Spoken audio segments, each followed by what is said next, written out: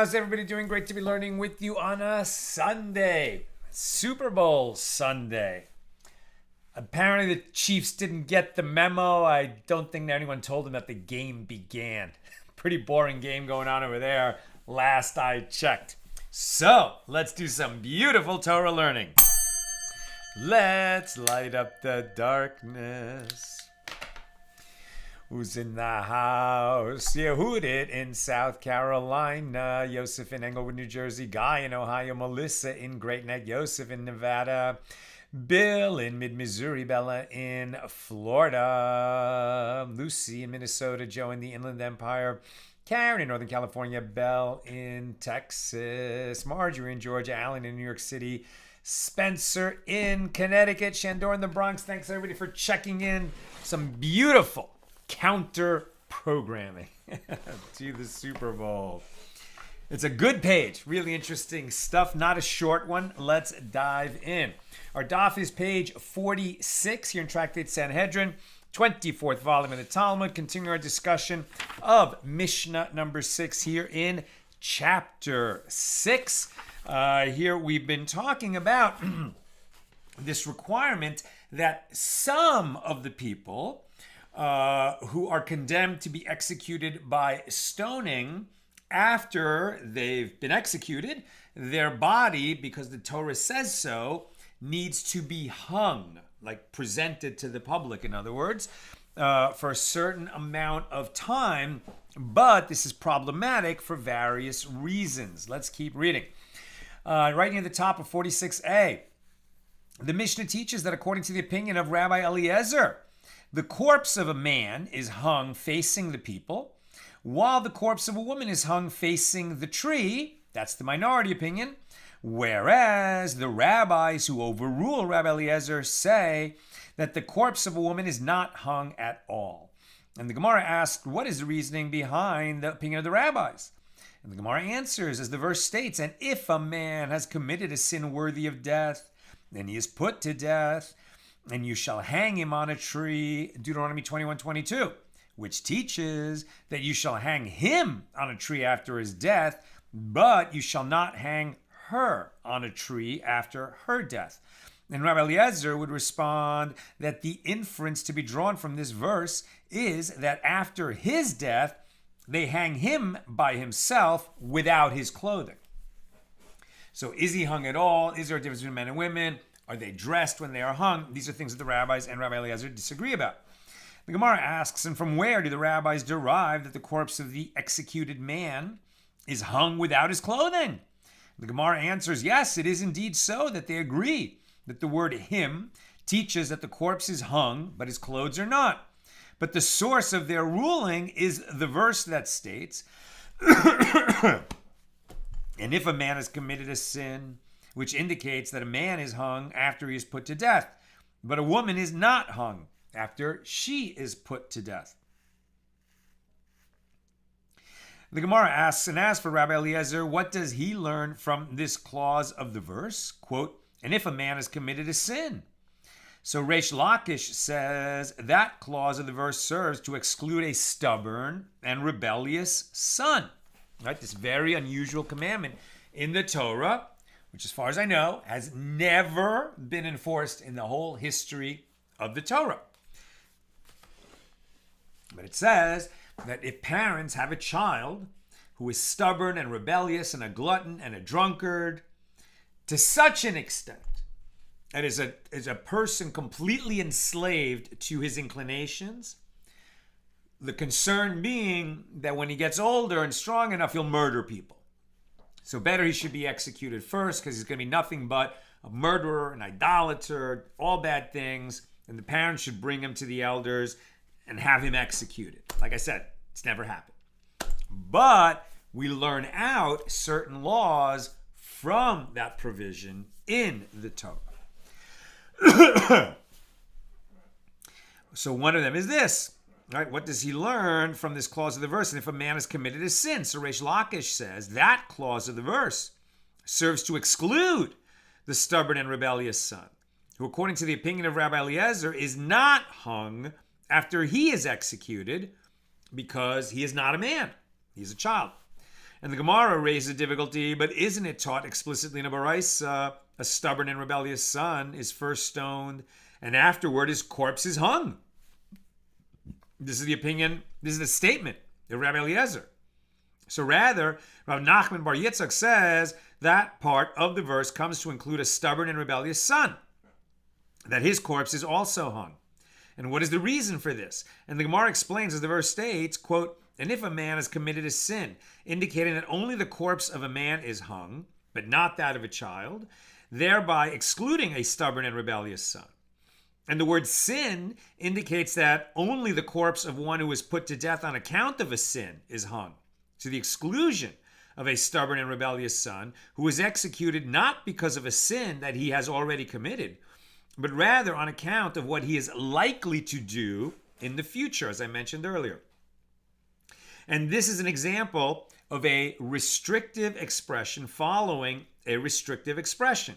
This is a method, one of the methods of exegesis.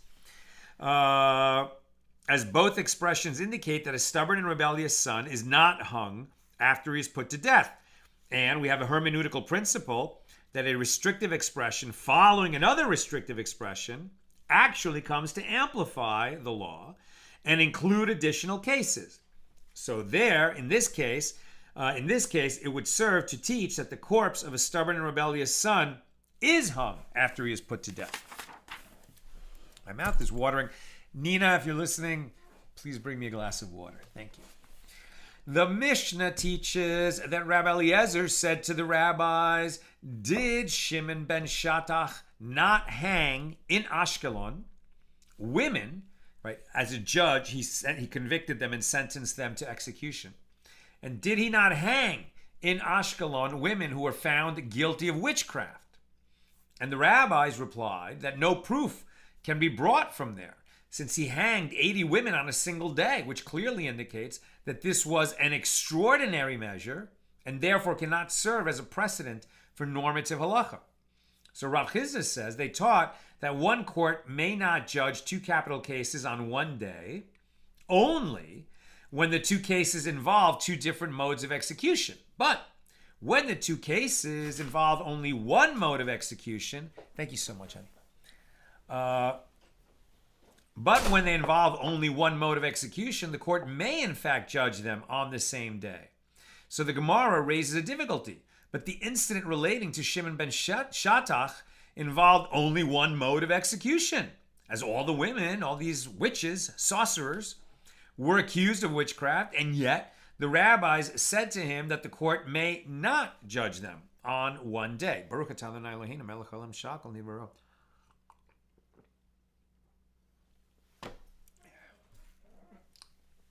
So rather, if a ruling was stated, citing Rav Chisda, this is what was stated.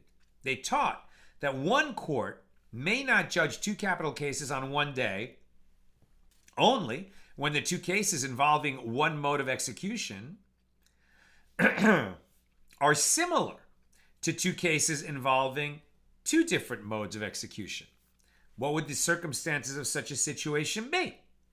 For example, when there are two different transgressions that are punishable by the same mode of execution, the court may not judge two such cases in one day. But where there is only one mode of execution and only one transgression, then the court may, in fact, judge two cases on the same day.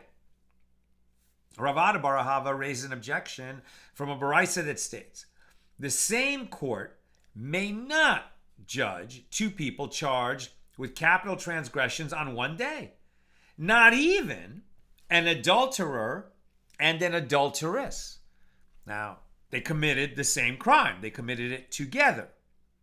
But she is a wife who committed adultery and betrayed her husband.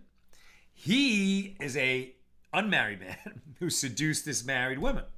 And they actually are not the same crime. This indicates that a court may not judge two cases on one day, even if the two cases involve only one mode of execution and the same transgression.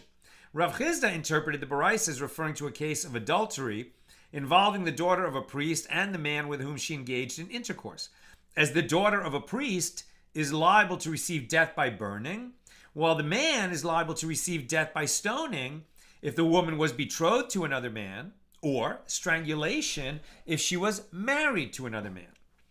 Or the Baraisa is referring to a case of adultery involving the daughter of a priest and those who rendered as conspiring witnesses, the witnesses who rendered as conspiring witnesses, the witnesses who testified about her.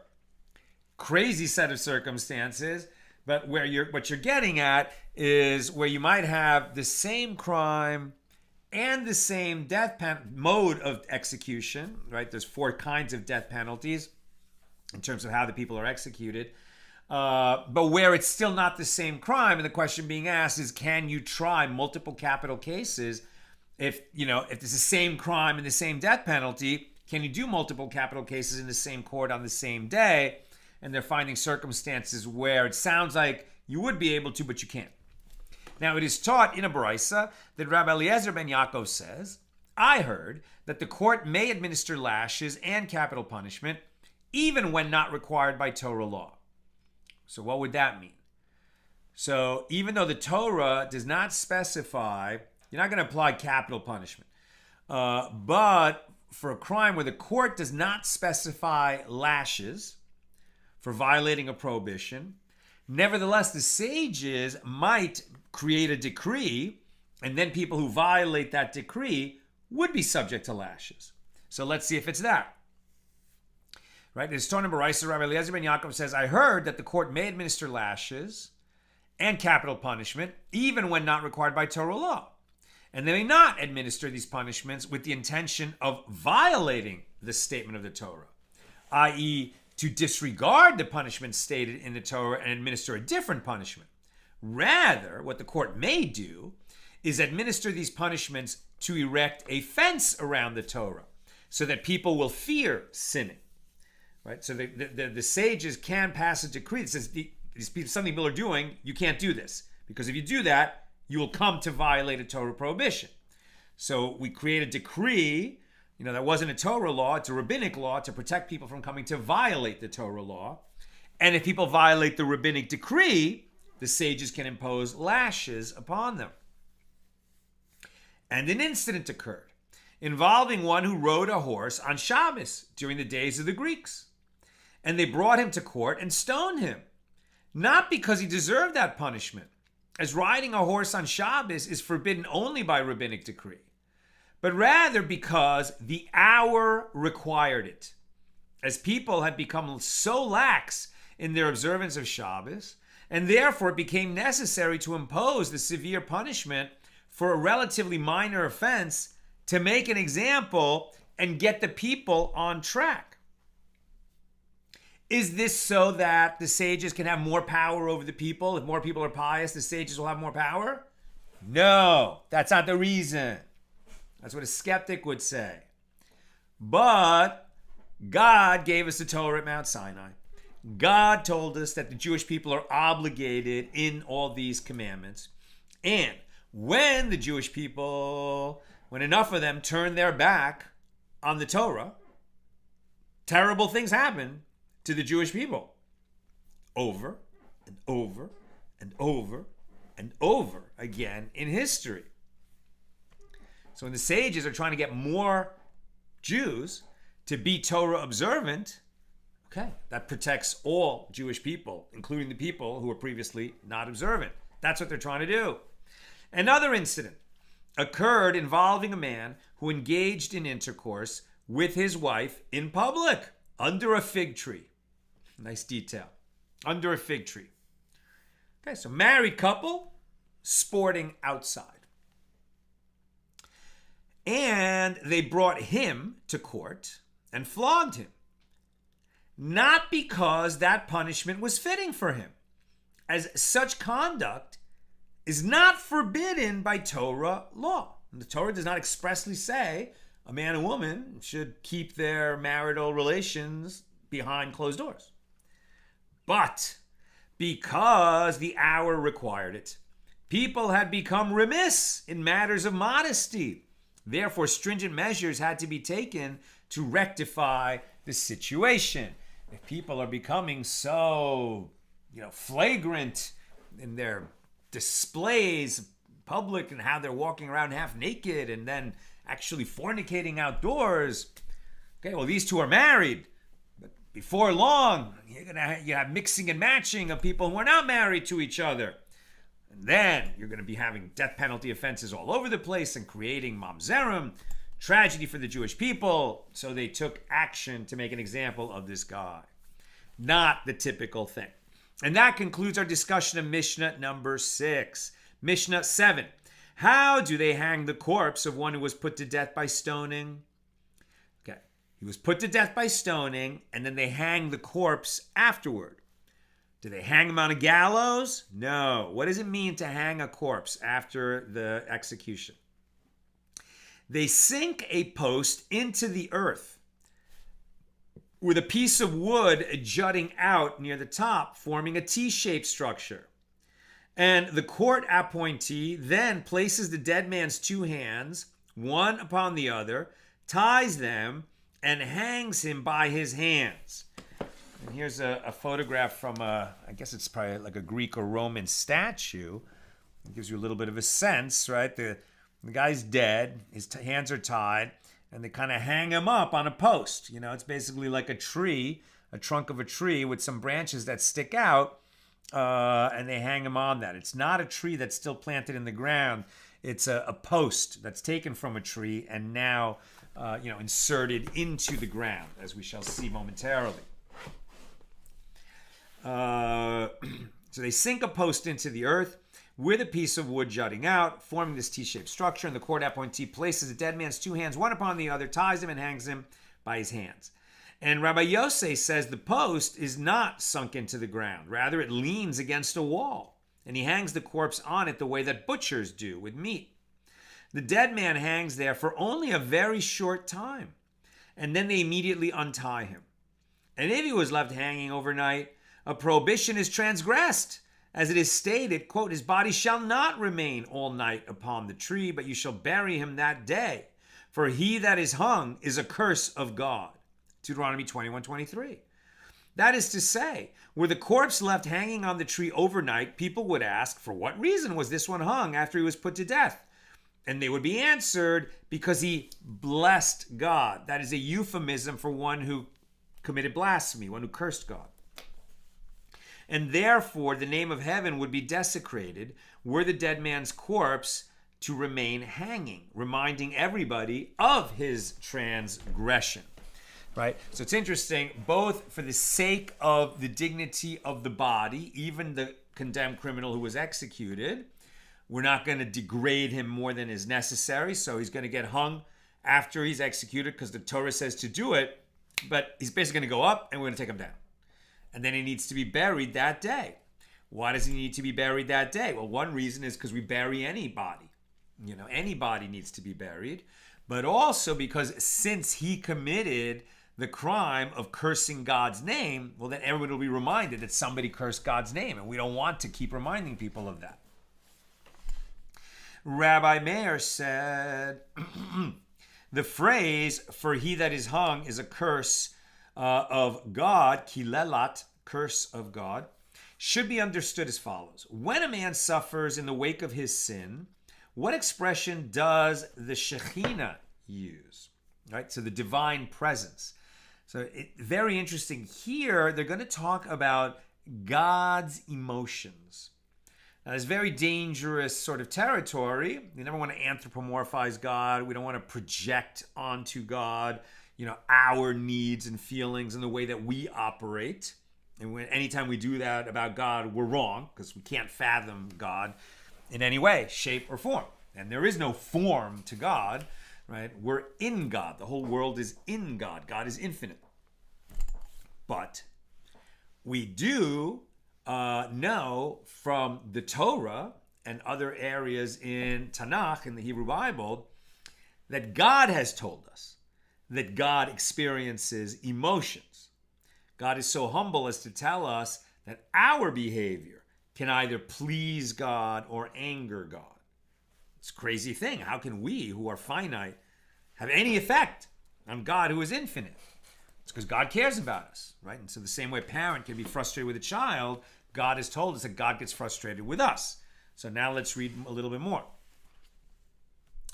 So when a man suffers in the wake of his sin, what expression does the Shekhinah, the divine presence, use? I am distressed, Kalani, I am distressed about my head, and I am distressed about my arm. Meaning, I, God, also suffer when the wicked are punished. And from here it is derived.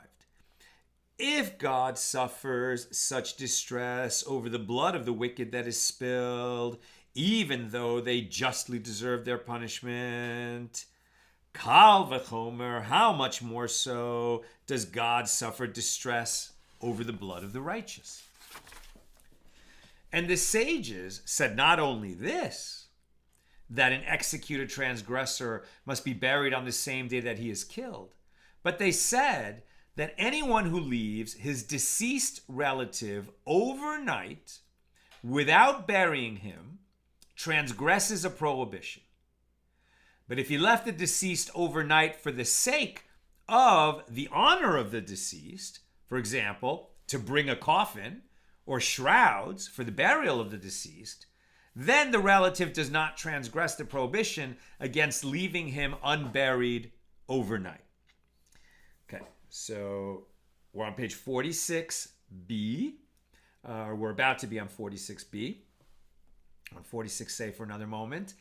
This is the home address in the Talmud, Sanhedrin 46a, 46b, for the mitzvah to bury. Okay, it's very interesting, how it's argued here. But when you're looking for the home address of why Jews are obligated to bury their dead, you come here. Okay. And we are obligated to bury our dead, ideally the same day they die, but very typically it can be overnight until the next day is the funeral, is the burial. But we don't want to wait more than that, right? I know many people have stories of there was a reason, relatives were coming, whatever. But for the sake of the deceased, the law is ideally you bury him that day. If necessary, for the sake of the deceased, to get the coffin, to get the burial place ready, to get the funeral ready the next day. To not bury, cremation, for example, according to Judaism, according to Jewish law, is a terrible sin. I don't want to make anyone uncomfortable. I know there are people who didn't know this or who have strong feelings about it and who have made other choices. But I'm just the messenger. I'm here to tell you that according to our tradition, in the strongest possible terms, when a Jew dies, a Jew needs to be buried. And if financial considerations make it difficult, because it is very expensive to bury, pretty much in every part of America, any major city for sure, there are Jewish burial societies that will assist in getting a burial plot. Might not be the fanciest, might not be the nicest, but they'll arrange for any Jew to have a burial so that the financial consideration shouldn't make the difference.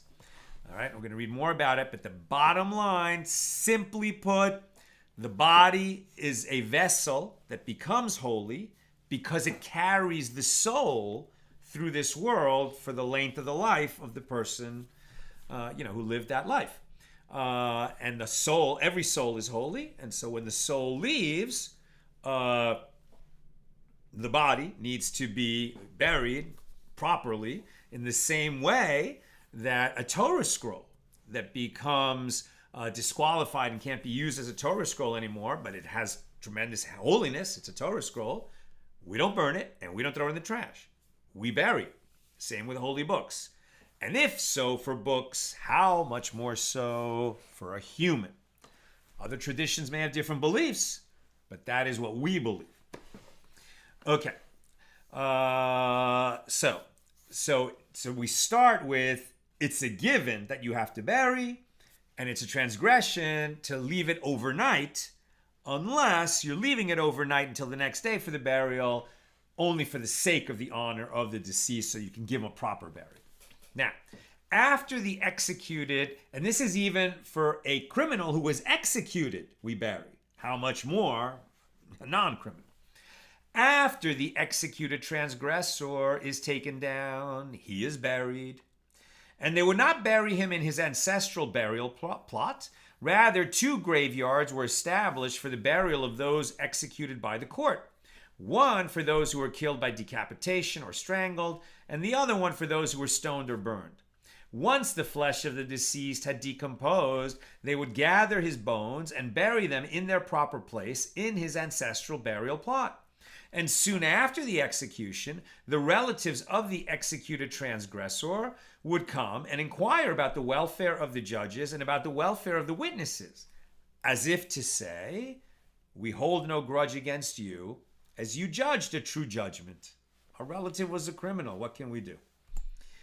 And the relatives of the executed man would not mourn him with the observance of the usual mourning rites, so that his unmourned death would atone for his transgression. But they would grieve over his passing, since grief is only in the heart. Right? You can't take grief out of your heart.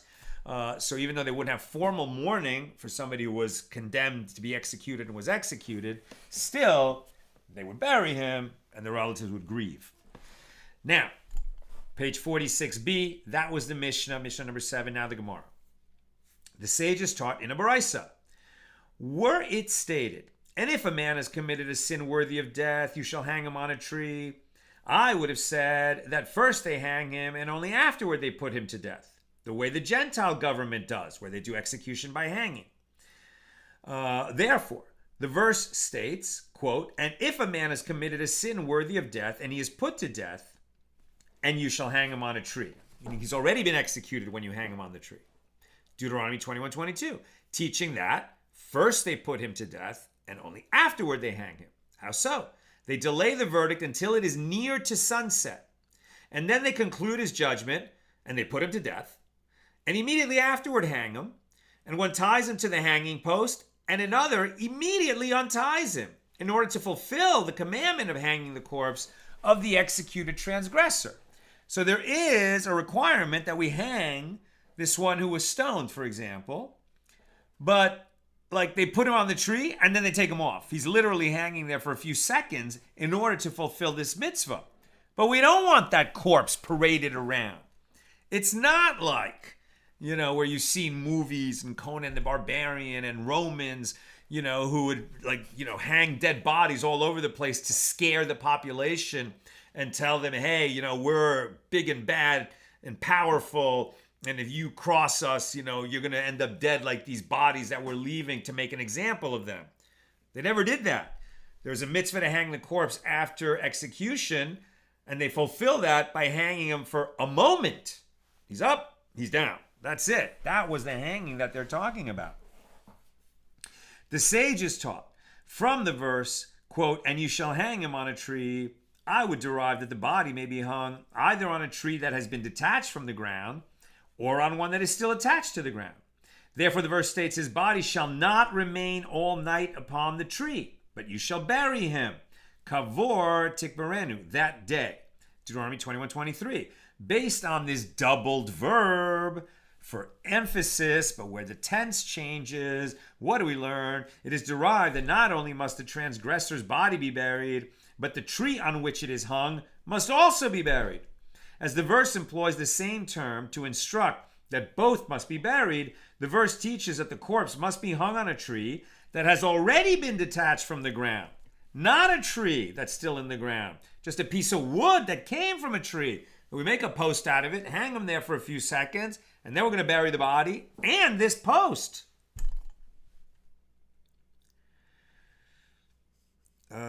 As the verse employs the same term to instruct that both must be buried, the verse teaches that the corpse must be hung on a tree that has already been detached from the ground and is lacking only burial, just as the corpse is lacking only burial. This serves to exclude hanging the corpse on a tree that is still attached to the ground and is lacking both cutting and burial.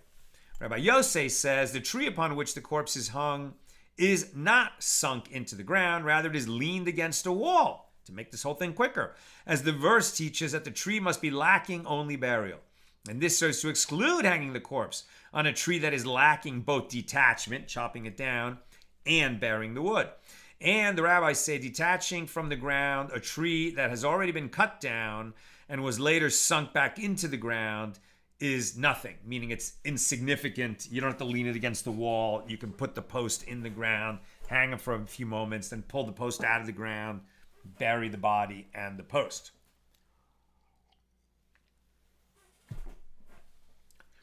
Our Mishnah number 7 here in chapter 6 teaches, that is to say, were the dead man's corpse to remain hanging, reminding everyone of his transgression, people would ask, for what reason was this one hung? And they would be answered, because he blessed God, a euphemism for blasphemy, and the name of heaven would be desecrated. And it is taught in Baraisa that Rabbi Meir says, the sages told over a parable. To what is this matter comparable?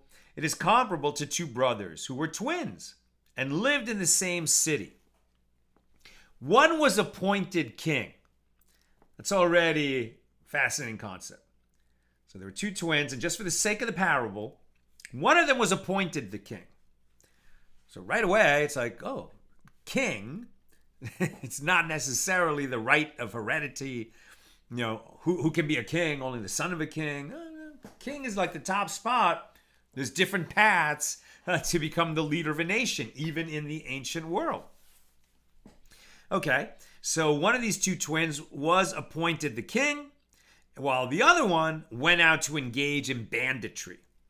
So the king commanded that his brother be punished for his banditry, and they hanged his twin brother for his crimes. Now, anyone who saw the bandit hanging would say the king was hanged, right? Because the two brothers are identical twins. So one is the king, the other one is a criminal, so they hang the criminal, but anyone who walks by looks at that criminal hanging and say, well, that's the king. It looks exactly like the king. The king, therefore, commanded that his twin brother be taken down, and they took the bandit down. What do we learn from this? Similarly, people are created in God's image, and therefore, God is disgraced when a corpse is hung for a transgression that the person has committed. What the evil that people do reflects badly on their creator. God is embarrassed. The Mishnah teaches that Rabbi Meir said that the phrase, quote, for he that is hung is a curse, kilelat, of God. This should be understood as follows. When a man suffers in the wake of his sin, meaning he blasphemed and he's executed for it, the divine presence says, I am distressed, kalani, about my head, and I am distressed about my arm. So the Gemara asks, from where is this inferred? What does it mean that God is saying he's distressed about his head and he's distressed about his arm? How does Rabbi Meir understand this word kilalat? So Abaye says, when a man is hung after he is put to death, God is like one who said, I am not light. Meaning, my head is heavy for me. My arm is heavy for me. Obviously, first of all, God is not anthropomorphic. God doesn't, God doesn't get tired. So what could this possibly mean that God's head and arm feel heavy to God? What could this mean? God is in distress when he has to administer punishment. He doesn't like it. He set the law, and his children who have free will and violate the law are going to be executed because God made that law. But God is not happy about it. It hurts God. Rava said to him, if so, he should have said explicitly, my head is heavy for me, my arm is heavy for me. Rather, when Rava taught this, he said, when a man is hung after he is put to death, God is like one who said, the world is light for me, kil li alma, meaning I am light, and therefore the world is heavy for me, and I am in distress. Perhaps like God is pure light.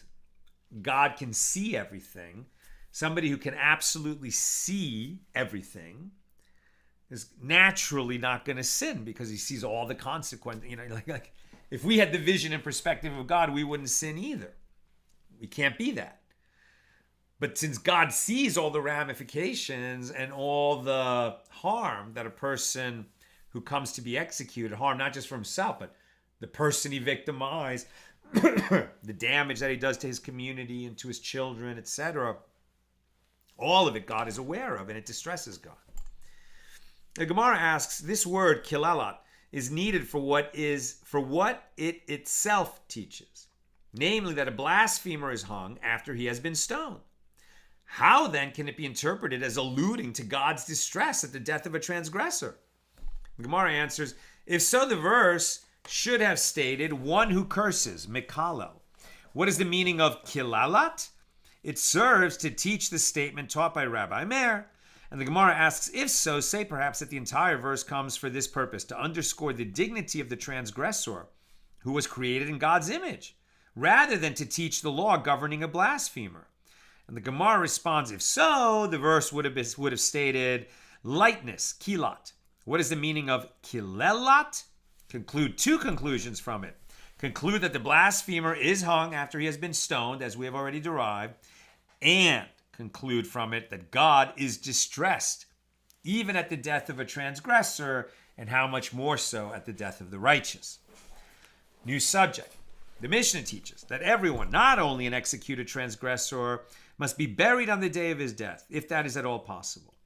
Rabbi Yochanan says in the name of Rabbi Shimon bar Yochai, from where is it derived the one who leaves his deceased relative overnight without burying him transgresses a prohibition? The verse states, but you shall bury him.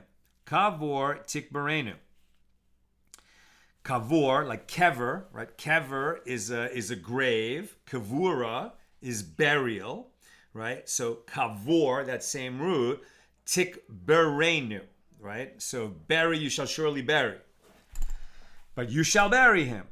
Doubling the verb for emphasis. From here it is derived that one who leaves his deceased relative overnight without burying him transgresses a prohibition. Let me just read this right here. Burial in the Torah. Burial, this is a note, as spelled out by Rav Steinsaltz, but he's drawing the halachas, the law from Shulchan Aruch. Burial of the dead is a mitzvah, is a commandment by Torah law that is alluded to in the verse, but you shall bury him. We're talking about the stubborn and rebellious son, that after he is executed, he must be buried. So if we do so for somebody that is executed, how much more for everybody else who dies a natural death? Burial of the dead is a mitzvah by Torah law, alluded to in the verse, but you shall bury him. The deceased is buried in the ground, placing him in a coffin and leaving him alone. Placing him in a coffin and leaving him above ground does not fulfill the mitzvah of burial. One who leaves a corpse above ground transgresses the prohibition against leaving the dead overnight without burial. If he placed the deceased in a coffin and buried him, he does not transgress the prohibition. The deceased should be buried without a coffin ab initio, and in any event, the coffin should not be completely sealed. We don't need coffins. That's a more modern practice. They used to just put the dead in the ground. Now we use coffins, but we make sure that they're, degradable coffins, right? Just a plain pine box. It was customary in some communities outside the land of Israel to bury certain people, for example, priests, in a sealed coffin. And they would reconcile that practice with the law in one of several ways. For example, the coffin would have holes in it, or earth would be placed inside the coffin. Now, where you see that today is in certain cemeteries, I think they're called mausoleums, right?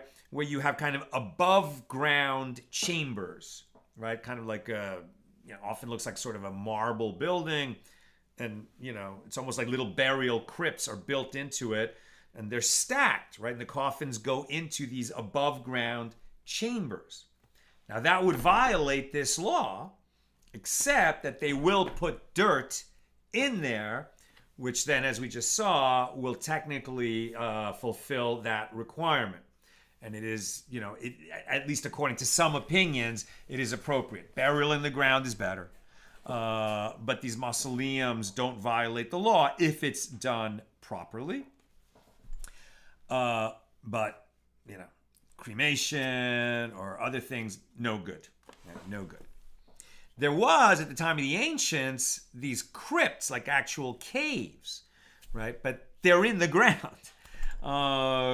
And those things were kind of interesting. Like they would, put the body in there for a certain amount of time until it rotted, and then they would bury the bones. And that was just kind of the way it was done in that part of the world. But burial was definitely part of it. Okay. Let's get back here. Now, the Mishnah teaches that everyone, not only an executed transgressor, must be buried on the day of his death, if that is at all possible. Not only buried, but buried on the same day. Not possible, in order to arrange a proper burial the next day, okay. Many questions come up about these kinds of things. I'm not a rabbi. Consult your local Orthodox rabbi. Rabbi Yochanan says, in the name of Rabbi Shimon bar Yochai, from where is it derived that one who leaves his deceased relative overnight without burying him transgresses a prohibition?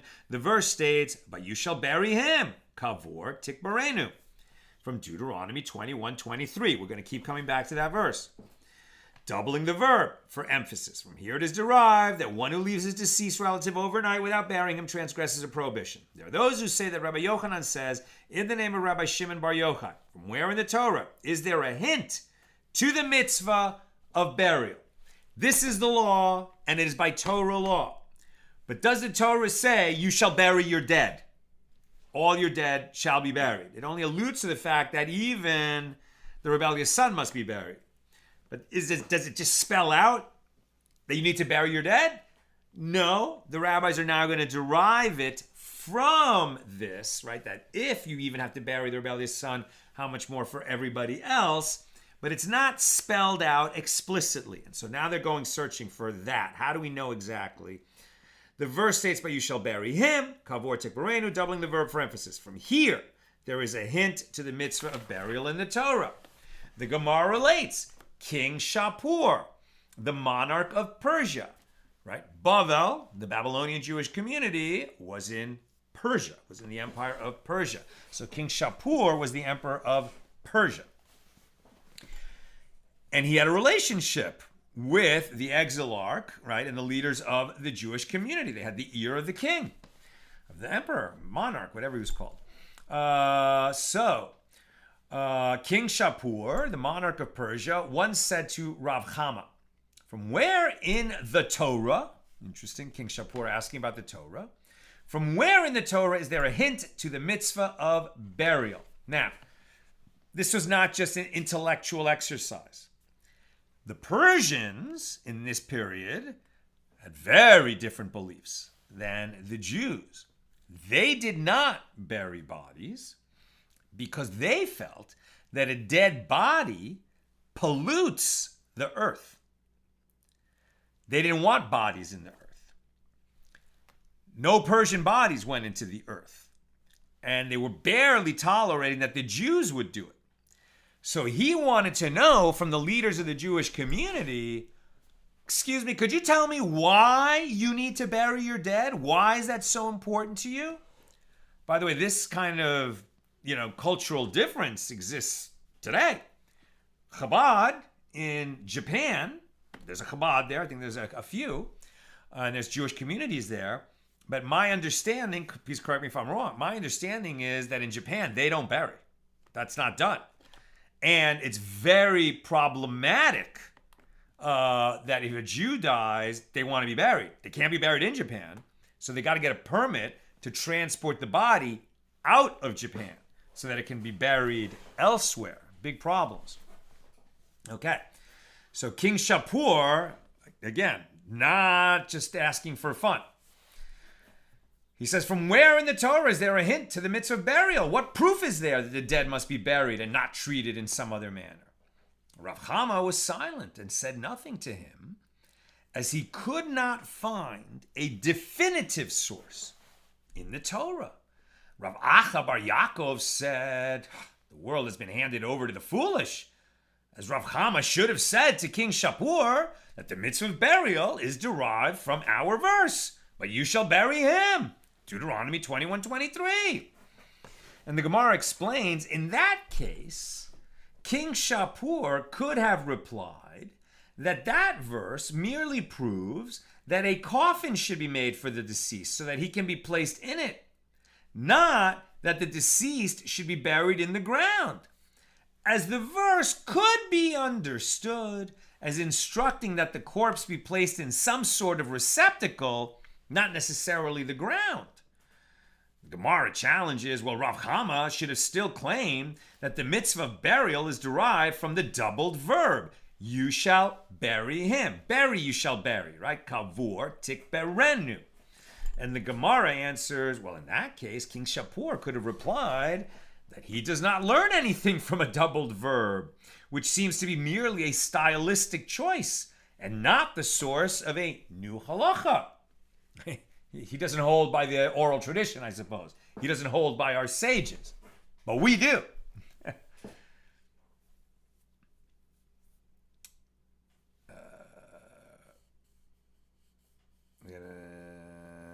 Okay, the Gemara asks, okay, so if that wouldn't work, let Rav Chama say that the mitzvah to bury the dead is derived from the fact that the righteous forefathers, Abraham, Isaac, and Jacob, were all buried. And that's written in the Torah, right? We also see that Jacob died in Egypt, and then they made a huge procession to take his bones, his body, back to the land of Canaan. He wasn't buried the next day. That took a long time until, they could bury him where? In the cave of Machpelah, where Abraham and Sarah and Isaac and Rebekah and Jacob and Leah are buried. Rachel, she was buried on the road to Ephrat. We also have a tradition that Adam and Eve are buried in the cave of Machpelah. Okay. So isn't that proof enough? All of the founding fathers and mothers of the Jewish people are buried. We bury.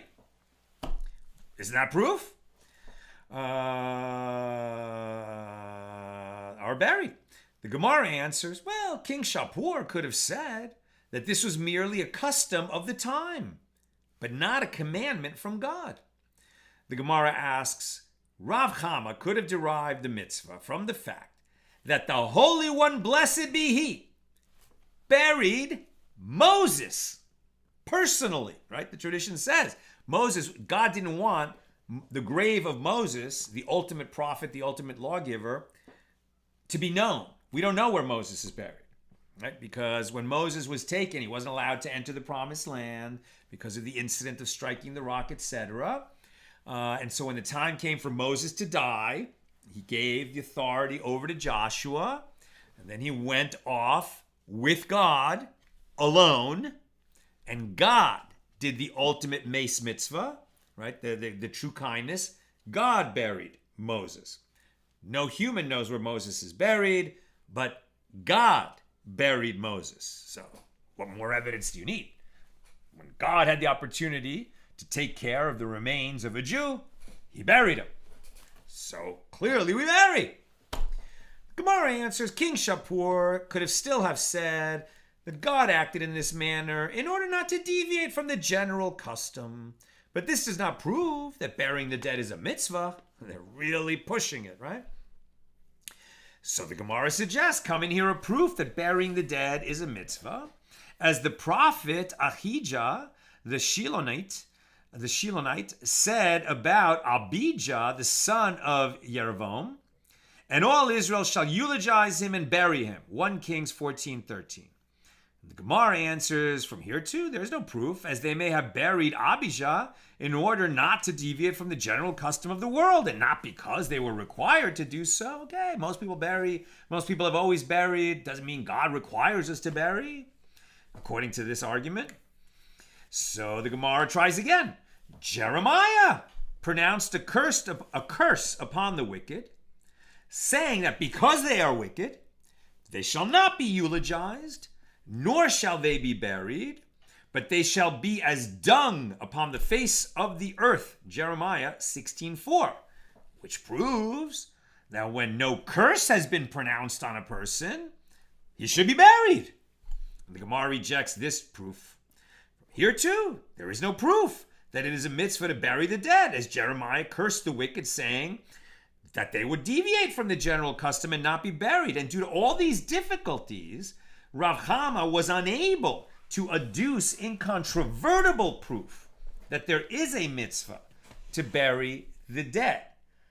Not incontrovertible, explicit commandment in the Torah, but like many commandments that we follow and that we follow by Torah law, it's because our sages went in and derived through a clear line of reasoning that it's a commandment. So don't think that because Rav Chama couldn't point to the specific law in the Torah that Jews aren't obligated. Page 46b of Tractate Sanhedrin comes to teach you Jews are obligated to bury. New subject. A dilemma was raised before the sages. Now that burial is obligatory, what is the reason that burial is obligatory? Is burial obligatory on account of disgrace, i.e., so that the deceased should not suffer the disgrace of being left exposed as his body begins to decompose? Or is burial obligatory on account of atonement, i.e., so that the deceased will achieve atonement by being returned to the ground from which he was formed? That's how the soul completes its journey in this world. That the body that came from the ground, original Adam, right, eventually ended up this grouping of human flesh, that is you, and your part of the human experience ends up in the ground to complete its journey so that your soul can continue its journey into the world of souls. And that is part of the atonement that you need when you leave this world and enter the world of souls. So which is it? Is burial obligatory on account of it's disgraceful that a body would be left out? Or is it so that the body can complete its journey and achieve an atonement? The Gemara asks, what's the practical difference that arises from knowing the reason that burial is necessary? Why not just say, yeah, both of those reasons are very important. That's why we do it. Why say it has to be one or the other? What practical difference does it make? The Gemara answers, there is a difference. In a case where one said before he died, I don't want them to bury that man. Euphemistically saying that this person doesn't want himself to be buried. Right? So somebody says, I don't want to be buried. God forbid. Has v'shalom. But if somebody says he doesn't want burial, then what? If you say that burial is required on account of disgrace, then it is not in his power to waive his own burial because he submits his family to disgrace. This family would share in the disgrace of leaving his body unburied and unattended. But if you say that burial is required for the reason of atonement, of this body completing its journey for that person, for his sake, of his atonement, well, didn't he effectively say, I don't want atonement? And with regard to himself, one should be able to do as he wishes. What then is the law? And the Gemara suggests, and by the way, the law is, if a person says he doesn't want to be buried, and then he dies, we bury him. And what we tell family members who are struggling with that is that this person was confused because he didn't know, or he was emotional, but more likely he just didn't know that 3,000 years of tradition obligate every Jew in this commandment. But that confusion is over for that soul. When he leaves this world, he's in the world of souls, or she is in the world of souls, also called the world of truth. And they know that they need to be buried. So even though they said they don't want to be buried, you're doing them the greatest favor in the world when you bury them after they die. The Gemara suggests, come in here proof from the fact that the righteous patriarchs, Abraham, Isaac, and Jacob, were all buried. And if you say that burial is required on account of atonement, do the righteous need atonement? And the Gemara rejects this proof. Yes, even the righteous are in need of atonement. As it is written, for there is no righteous person on earth who does good and never sins. Ecclesiastes 7:20. Every person bears some kind of sin.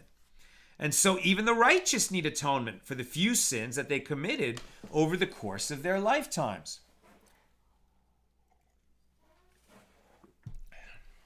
The Gemara suggests, come in here a proof from the verse referring to Abijah, the son of Yerovam.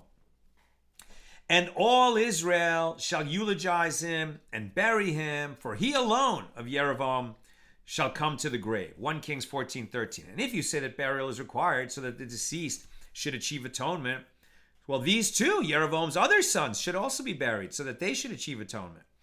Gemara rejects this argument. This son, Abijah, who was righteous, should achieve atonement through his death and burial. But these other sons, who were utterly wicked, should not achieve atonement even in death, because they led the nation astray. The Gemara suggests, come and hear a proof from the curse pronounced by Jeremiah upon the wicked. They shall not be eulogized, nor shall they be buried, which indicates that it is not on account of atonement that burial is required, as were that the case, the wicked are certainly in need of atonement, and therefore they should be buried. They need atonement more than anyone. The Gemara answers, this is no proof, as Jeremiah's intention might be that the wicked should not achieve atonement. Therefore, the question of whether burial is necessary in order to prevent disgrace or achieve atonement remains unresolved. A dilemma was raised before the sages. Is the eulogy delivered for the honor of the living relatives of the deceased, or is it delivered for the honor of the dead? Very interesting question. A eulogy given at a funeral, at a burial, or at a memorial service.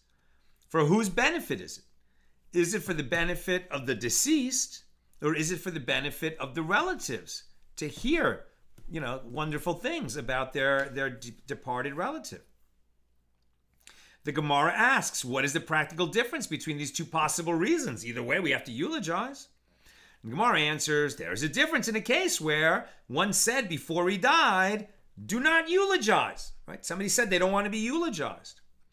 So if the eulogy is delivered to honor the deceased, well, then he is able to forego this honor. But if the eulogy is delivered to honor the living, then he cannot forego this honor, as he is not permitted to forego somebody else's honor. And if it's for the sake of his children or his spouse or other relatives, he's not permitted to deprive them of the honor that they would receive by having their relative eulogized. Alternately, the difference is with regard to whether it is possible to collect the eulogist's fee from the heirs. If the eulogy is to honor the dead, it is possible to collect this fee from the heirs even against their will. But if it is to honor the living, then they can say, no, we don't want it. So the Gemara suggests, come and hear a proof from the verse that states, and Abraham came to eulogize Sarah and weep over her, Genesis 23:2, indicating that Sarah's funeral was delayed until Abraham returned from Beersheba to Hebron to eulogize her. And if you say that a eulogy is delivered due to the honor of the living, would they have unduly delayed burying Sarah due to Abraham's honor? But the Gemara rejects this argument. It was satisfactory to Sarah herself that her funeral was delayed so that Abraham could be honored by eulogizing her. Since Sarah herself would prefer that Abraham eulogize her, there was no disgrace in waiting for Abraham to arrive. Come and hear a different resolution of this dilemma from the verse referring to Abijah the son of Yerovam, and all Israel shall eulogize him and bury him. And if you say that a eulogy is delivered due to the honor of the living, are these people, Yerovam's surviving family, worthy of this honor? No, they're wicked people. The Gemara answers, it is satisfactory to the righteous when other people are honored through them. Since that is their wish, they are eulogized, even if their wicked relatives would be honored as a result. Come and hear a proof from the curse pronounced by Jeremiah. They shall not be eulogized, nor shall they be buried. If you say that a eulogy is delivered due to the honor of the living, why should the wicked not be eulogized, as perhaps they are survived by righteous people who are worthy of this honor? So the Gemara answers, it is not satisfactory to the righteous when they are honored through the wicked, and therefore they prefer that a eulogy not be delivered for the sake of their wicked relatives. So we don't have an answer yet. Come and hear a resolution of this dilemma from what Jeremiah said to Zedekiah.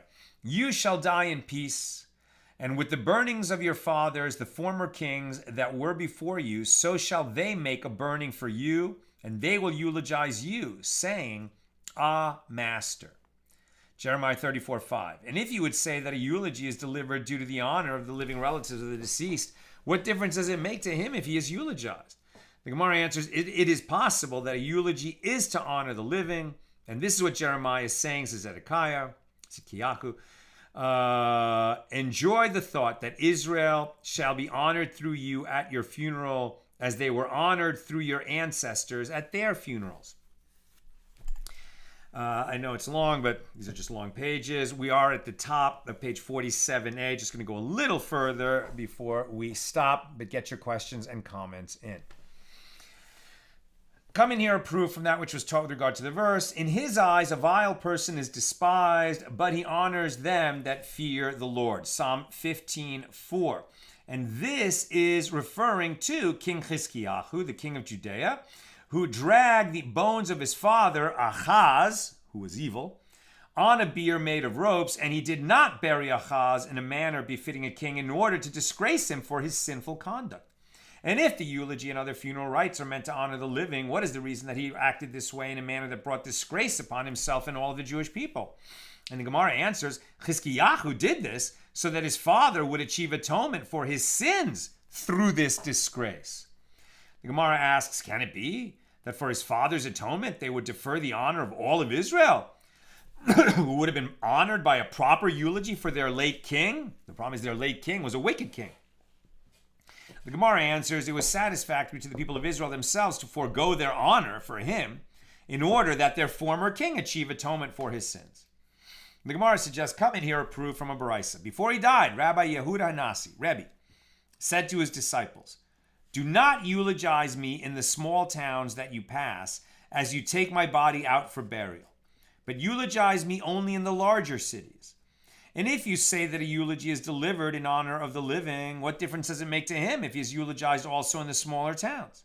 And the Gemara answers, he thought that the people of Israel would be more greatly honored through him if they gathered together for the eulogies in the larger cities. Come in here a different proof. From a Mishna, if one left his deceased relative unburied overnight for the sake of his honor, for example, to bring him a coffin or shrouds, the relative does not transgress the prohibition of a body that shall not remain all night.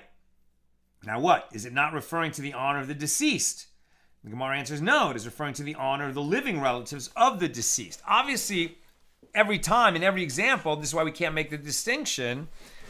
It's better for both the dead, the deceased, and the living that there's be proper eulogy, proper burial, proper funeral, proper honor, proper grieving, etc.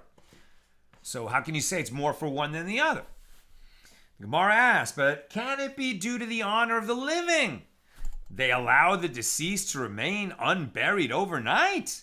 The Gemara answers, yes, as when the merciful one states, his body shall not remain all night upon the tree, but you shall bury him that day. It teaches that the prohibition applies only to cases similar to that of a person whose body is hung after his death, who suffers degradation when his corpse is left hanging overnight.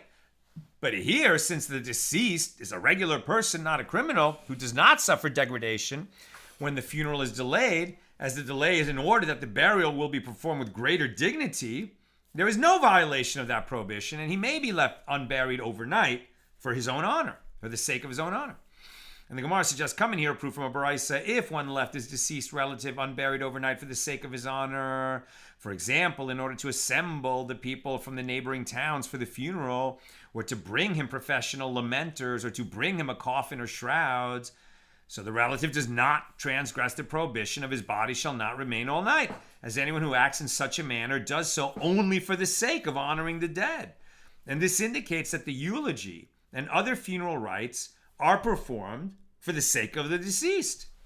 And the Gemara rejects this argument. This is what the Baraisa is saying. Anyone who acts in such a manner for the sake of honoring the living does not transgress the prohibition, as there is no degradation to the dead.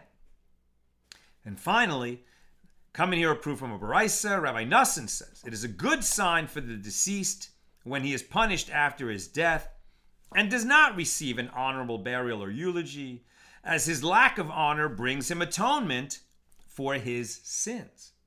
For example, if the deceased was not eulogized, or if he was not buried, or if a wild animal dragged his corpse, or if rain fell on his bier, this is a good sign for the deceased.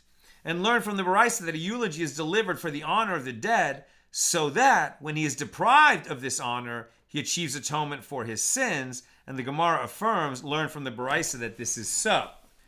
Does that mean we should just leave people uneulogized and sloppily buried? Obviously not. We are first meant to fulfill the obligation to honor the dead and to bury them properly and eulogize them properly, both for the sake of the survivors, the relatives, and for the deceased.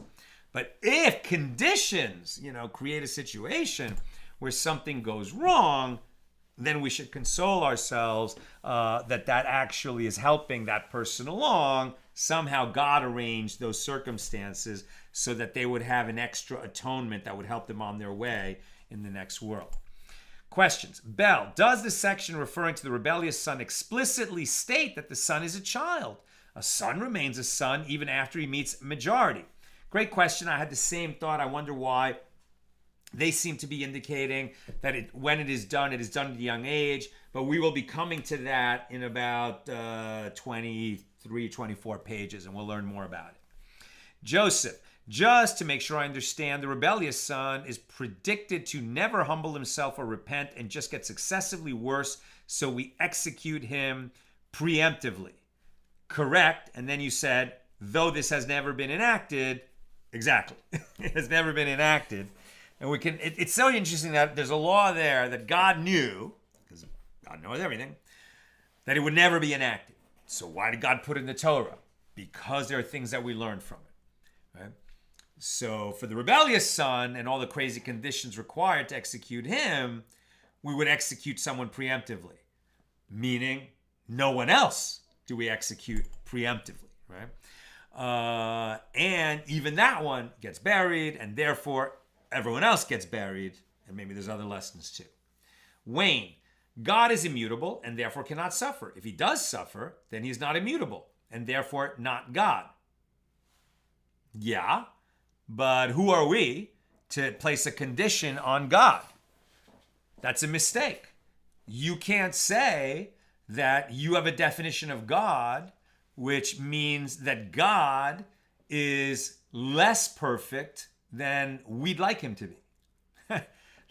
So you're saying that because of your definition of God, God is incapable of feeling an emotion because that would violate your definition of God. God is greater than that. God is not limited in any way. And if God has told us in God's Torah that God can be pleased by his sacrifice or angered by people, chasing after idols, then that's what God wants us to know, that God has those emotions. Does God feel emotions the way we experience emotions? Clearly not. But God is not going to be deprived of having emotions by our philosophies. There's more to heaven and earth than is dreamed of in our philosophies. Bill, question, albeit one I presume you may not have an immediate answer for. Presumably the dirt in the mausoleum solution is what is used in Jewish cemeteries in New Orleans, where below-ground burial is impossible due to problems with the soil and the water table. Yes, and not just there. There are some rather gruesome stories about floods early in the city's history causing, shall we say, a dress rehearsal for the general resurrection. Yeah, and there's other places in the world where we have that situation, and still we're going to bury. Even in Florida, there's places where you can bury. Is it Florida where it's like this? It might be Florida. I don't think it's California, but there's places where, for what you're describing, they go in the ground, but there's a concrete box in the ground. So it's essentially like a buried mausoleum. And they're not going to naturally degrade and, their cells go out into the soil and the worms, as it were, because of that contamination of the water table, etc.